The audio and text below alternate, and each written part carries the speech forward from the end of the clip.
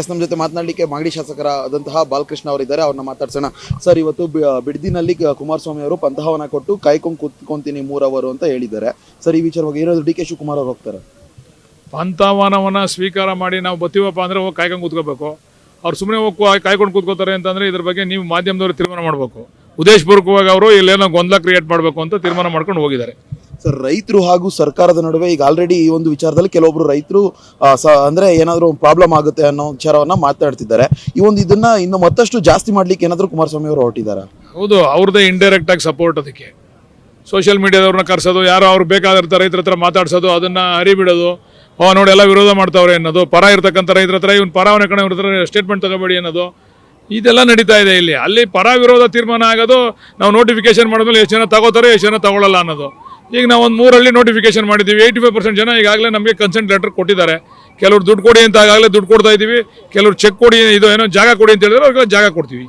Sir, ಮತ್ತೆ ಇನ್ನು ನಿನ್ನೆಯಿಂದ ಬೈರ್ಮಂಗ್ಲ ಗ್ರಾಮದಲ್ಲೇನೆ ಇನ್ನು ಪರವಾಗಿರುವಂತವರು ಕೂಡ ಹೋರಾಟಕ್ಕೆ ಕೂತಿದ್ದಾರೆ. ಸರ್, ಗೊತ್ತಿಲ್ಲ ನನಗೆ, ಇರ್ಬೋದು ಅವರು ಕೂಡ. ಈಗ ಅವ್ರದ್ದು ಹಕ್ಕಲ್ವ ಅವ್ರು ಕೇಳೋದು.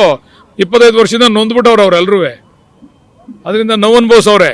ಈ ರೆಡ್ ಝೋನ್ ಇಂದ ಹೇಳಿ ಅವರ ಜಮೀನುಗಳನ್ನ ಅಡ್ಡದಿಟ್ಟಿಗೆ ಮಾರ್ಕೊಂಡವ್ರೆ. ಇದಕ್ಕೆಲ್ಲ ಪಿತಾಮಹ ಕುಮಾರಸ್ವಾಮಿ ಅವರೇನೆ. ರೆಡ್ ಝೋನ್ ಮಾಡದೆ ಹೋಗಿದ್ರೆ ಇವತ್ತು ಈ ಸಮಸ್ಯೆ ಆಗ್ತಿರಲ್ಲ. ಈಗ ಮಾಡವ್ರೆ, ಈಗ ಅವರೇ ಒಂದು ಅದಕ್ಕೆ ವಿರೋಧ ಮಾಡ್ಕೊಂಡು ಬಂದವ್ರೆ. ಇದು ಎಷ್ಟು ಹಾಸ್ಯಾಸ್ಪದ ಅಂತ ನೀವು ಹೇಳ್ಬೇಕು ಅದನ್ನ. ಸರ್, ಮತ್ತೆ ರೆಡ್ ಝೋನ್ ಮಾಡಿರುವಂತದ್ದು ಅಪರಾಧ ಅಲ್ಲ ಅನ್ನೋ ರೀತಿ ಮಾತನಾಡಿರೋದು ಸರ್ ಕುಮಾರಸ್ವಾಮಿ ಅವರು. ಸರಿ, ಅವ್ರ ದೃಷ್ಟಿಯಲ್ಲಿ ಅಪರಾಧ ಅಲ್ಲ ಅಂತಂದ್ರೆ ಅವತ್ತಿಂದ 1,000 ಎಕರೆನ ಕಡಿಮೆ ರೇಟಿಗೆ ಮಾರ್ಕೊಂಡ್ರಲ್ಲ, ಅವ್ರಿಗೆ ಏನು ಪರಿಹಾರ ಕೊಡ್ತಾರೆ ಇವರು? ಅಪರಾಧ ಅಲ್ಲ ಅಂದ್ರೆ ರೆಡ್ ಝೋನ್ ಮಾಡಿ, ಎಲ್ಲ ರೆಡ್ ಝೋನ್ ಮಾಡಿ ಬಿಟ್ಬಿಡೋ ಕೇಳಿ ಹಂಗಾರೆ. ಯಾವುದು ಅಪರಾಧ ಅಲ್ಲ, ಯಾರು ಏನು ಟ್ರಾನ್ಸಾಕ್ಷನ್ ಮಾಡೋದು ಬೇಡ, ಬಿಟ್ಬಿಡಿ ಹಂಗಾರೆ. ಸರ್, ಇನ್ನು ಕೆಂಪೇಗೌಡ ಬಡಾವಣೆ ಏನಿದೆ ಅದರ ಮಧ್ಯೆ ಇವತ್ತೊಂದು BDA ಹೊಸ ರೋಡ್ ಉದ್ಘಾಟನೆ ಆಗ್ತಿರುವಂಥದ್ದು. ಈ ಒಂದು ರೋಡ್ನಿಂದ ಇಲ್ಲೂ ಕೂಡ ಸಾಕಷ್ಟು ಪರಿಣಾಮಗಳು ಬೀರಿರುವಂಥದ್ದು ಸರ್ಕಾರದ ಮೇಲೆ.